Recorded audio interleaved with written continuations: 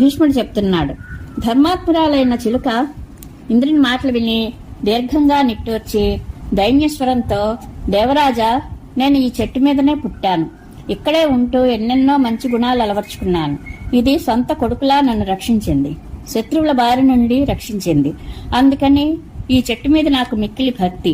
నేను దీనిని వదిలిపెట్టి ఇంకా ఎక్కడికి వెళ్లాలని అనుకోవడం లేదు. దయ అనే ధర్మాన్ని పాటిస్తున్నాను. ఈ స్థితిలో మీరు దయచేసి ఈ వ్యర్థమైన సలహా ఎందుకు ఇస్తున్నారు? ఇతరుల మీద దయ చూపడమే సాధువులకు అన్నిటికంటే గొప్ప ధర్మమని చెప్పబడింది. సహస్రాక్ష, దేవతలకు ధర్మం విషయంలో సందేహం కలిగినప్పుడు దానికి సమాధానాన్ని మిమ్మల్నే అడుగుతారు. అందుకనే మీరు దేవతలకు రాజు అయ్యారు.